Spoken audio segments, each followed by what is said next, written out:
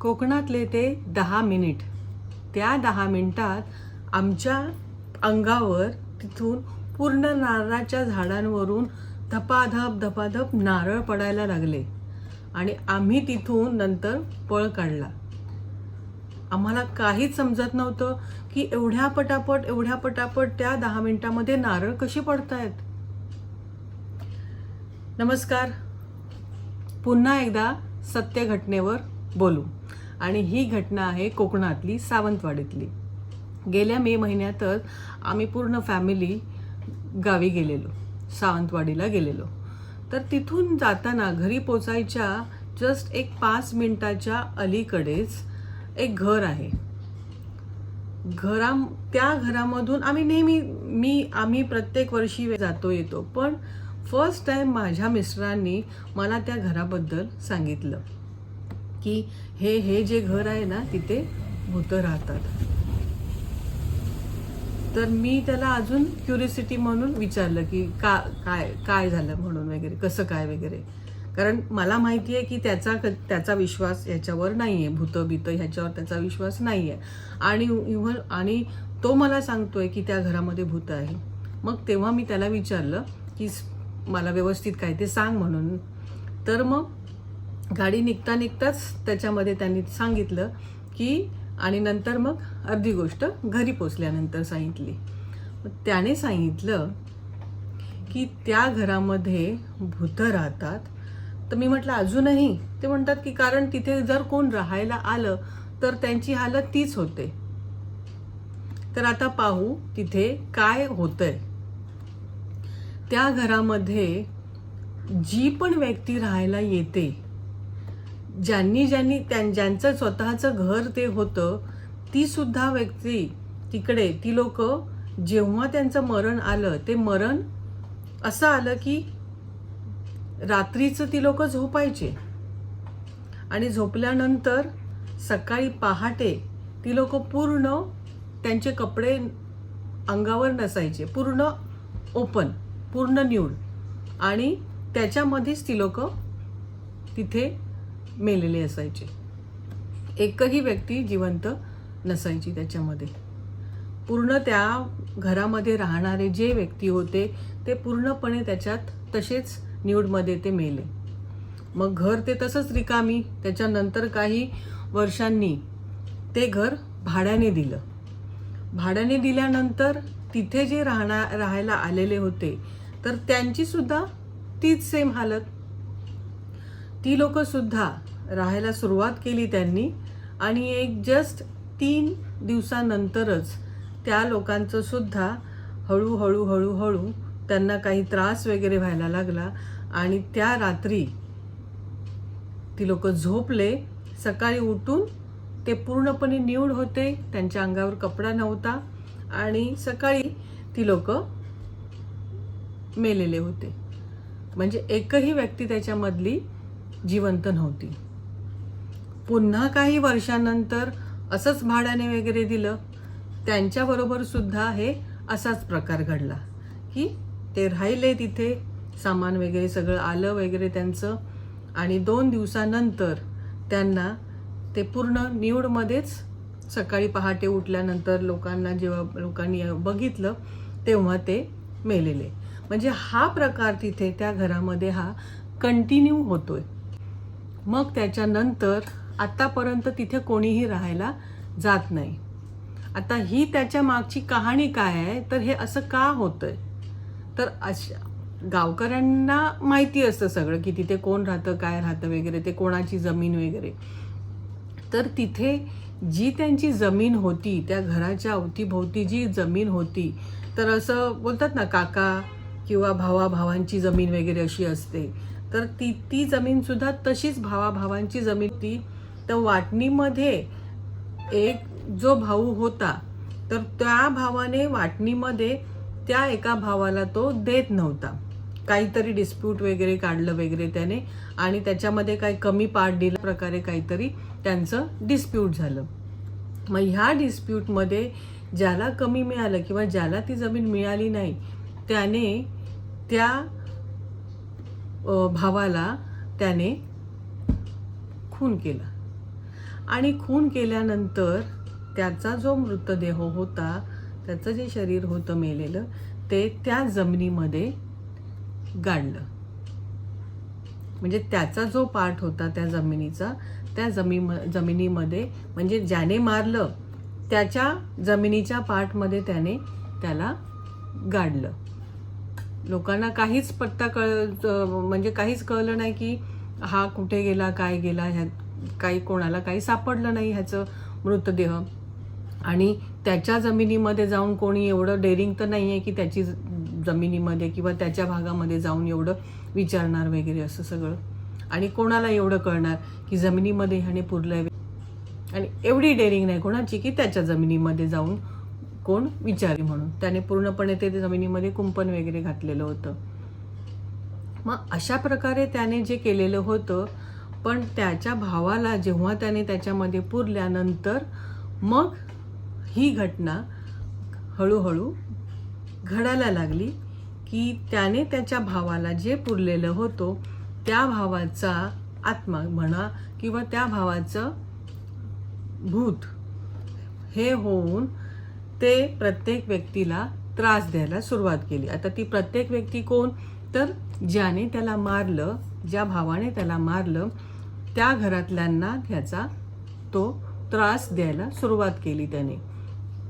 ज्या भावाने मारलं त्या भावाला सुद्धा भावाने म्हणजे भूत झाल्यानंतर तिकडे त्या माणसाला म्हणजे त्याच्या भावाला सुद्धा त्याने अशाच प्रकारे तो मेला गेला की तो त्याच्या घरामध्ये रात्रीचा पूर्ण त्याने स्वतःचे कपडे काढले गेलेले होते आणि पहाटे उठल्यानंतर तो मेलेला होता आणि तो पहाटे सगळ्यांना मेलेला दिसला. आणि त्याची जी फॅमिली होती हळूहळू त्याची फॅमिली सुद्धा एक एक एक एक करत अशाच प्रकारे त्यांचा सुद्धा मृत्यू झाला. त्यांचे सुद्धा ज्यावेळी लोकांनी पाहिलं मेलेले त्यावेळी त्यांच्या अंगावर वस्त्र नव्हते. तर अशा प्रकारे त्या भागात म्हणजे त्यांच्या त्या घरात, त्यांच्या त्या जमिनीच्या त्या बाउंड्रीमध्ये जे घर होतं त्या घरामध्ये हा अशाच प्रकारे लोक मरत होते. म्हणजे ज्या भावाने त्याला मारलं तो भावही असाच मेला, त्या भावाची फॅमिली पूर्ण ही अशीच मेली, मुलंही मेली, त्यांची वाईफही मेली. म्हणजे त्याच्या घराण्यातलं कोणीही बाकी राहिलं नाही. इवन ह्याच्या घरामध्ये ह्याला मारलं, मग हा जो भाऊ आहे तो भाऊ तिथे जी पण कोणी व्यक्ती राहायला येते त्या घरामध्ये, कारण हे घर त्याचं होतं आणि त्या घरामध्ये भले त्याने काही त्यांच्याबरोबर डिस्प्यूट होतं पण त्या भावाने ह्याचा खून केलेला होता आणि ह्याचा बदला म्हणून तो कदाचित भूत होऊन किंवा काही त्याचा आत्मा येऊन तो तिथे कुठल्याच व्यक्तीला राहायला देत नव्हता. जी व्यक्ती भले ती लोक रेंटने येऊन राहत होते, दुसरे व्यक्ती रेंटने येऊन राहत होते, त्यांची काही चुकी नव्हती, ते तर तिथे भाड्याने येऊन राहत होते, पण तरी सुद्धा ते व्यक्ती सुद्धा तिथे राहायला गेले नाही. त्यांचा सुद्धा तिथे एक एक एक एक करून मृत्यू होता. तर हा जो प्रकार आहे तो तिथे घडतो. तिथे कोणीही राहायला आलं तरी हा प्रकार घडतो. तर हा जो प्रकार माझ्या मिस्टरांनी मला सांगितला. तर आता प्रत्येक व्यक्तीला एक क्युरिओसिटी असते. हे सांगितल्यानंतर मग आम्ही घरी पोचलो आमच्या वगैरे, ठीक आहे, हे सगळं झालं. नंतर मग पुन्हा जेव्हा आम्ही मुंबई आलो वगैरे सगळं झालं आणि माझा फाउंडेशनचा एक कॅम्प होता. पुन्हा एकदा तिथे सावंतवाडीला कॅम्प होता सेल्फ डिफेन्सचा. एका कॉलेजमध्ये आम्हाला बोलवलेलं मुलींना सेल्फ डिफेन्सचं ट्रेनिंग देण्यासाठी. माझी पूर्ण टीम घेऊन आम्ही तिथे गेलेलो. मग त्यावेळी कॅम्प सगळा आमचा झाला, संपला तिकडचा. आणि त्याच्यानंतर पुन्हा मी माझ्या सासरी गेले तिथे सावंतवाडीला. सासरी जाताना पुन्हा ते घर लागणार होतं. पुन्हा जाताना आम्हाला ते घर तिथे लागलं. ते घर बघता आम्ही गेलो. घर बघताना मी त्याचा व्हिडिओ काढला, फोटोज वगैरे काढले आणि नंतर मग आम्ही घरी गेलो. माझी पूर्ण टीम गेलो, जेवलो. माझी सासू होती. सासूला पुन्हा एकदा विचारलं की असं त्या घरामध्ये आहे, तुला माहिती आहे का? तर तिने आठवलं वगैरे ते सगळं. ती म्हणाली हो हो हो, की असं असं त्या घरामध्ये होतंय म्हणून. म्हणजे एक सेकंड मी ओपिनियन घेतला की मिस्टरांनी तर सांगितलंच होतं, सासूने सुद्धा होकारार्थी उत्तर दिलं की हो असं अशा घटना तिथे होतात, तिथे कोणी जात नाही वगैरे म्हणून. तर आता आमचं सगळं जेवण संपलं आणि नंतर मग संध्याकाळी एक 6-6:30 नंतर आम्ही 7च्या नंतर वगैरे आम्ही तिथून घरी पुन्हा मुंबईला येण्यासाठी निघालो. आता निघताना पुन्हा ते घर लागणार होतं आणि मला व्यवस्थित तिकडचे व्हिडिओज वगैरे काढायचे होते. त्याच्यामुळे मी खाली उतरली. पण माझी जे टीममधले जे काही मुलं होते तर ते म्हणत होते की मॅडम खाली उतरू नका, फक्त जे काही तुम्हाला व्हिडिओज वगैरे काही काढायचे आहेत ते इथूनच गाडीतच बसून काढा वगैरे. पण माझी क्युरिओसिटी म्हणून मी उतरले खाली आणि तिथे एक लोखंडी छोटासा असा गेट होता.